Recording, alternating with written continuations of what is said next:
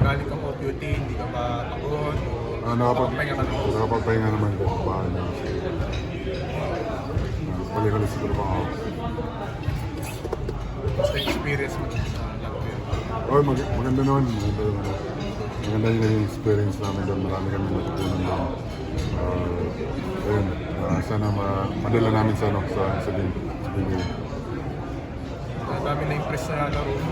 Nagpagbangga ka sa mga ulok mo, mga sa Latvia.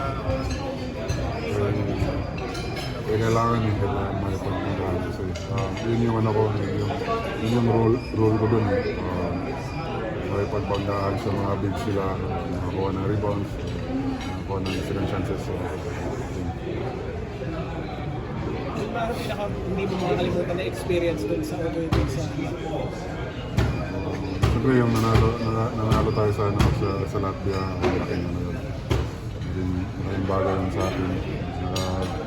Ayun, yung biyahe namin pupunta doon, yung mga ano namin, practice namin, maganda yung experience yung sa amin.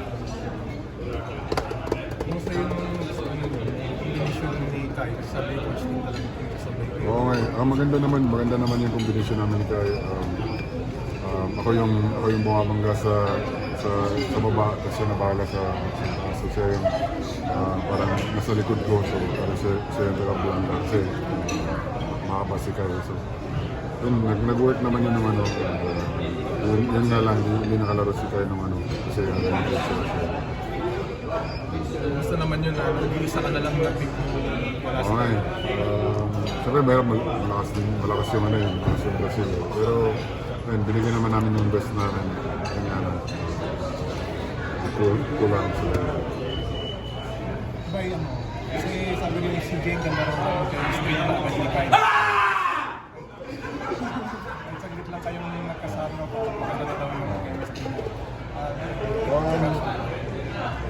Si Kai naman, mabilis naman mag-adjust si Kai kasi hindi naman siya bago sa international kasi nga naglalaro na siya sa ano.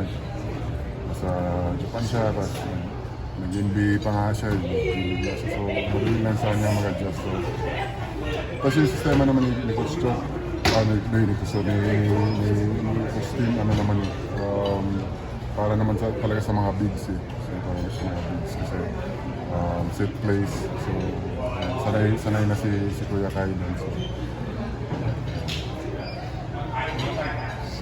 Kuya Kai. Kuya Kai.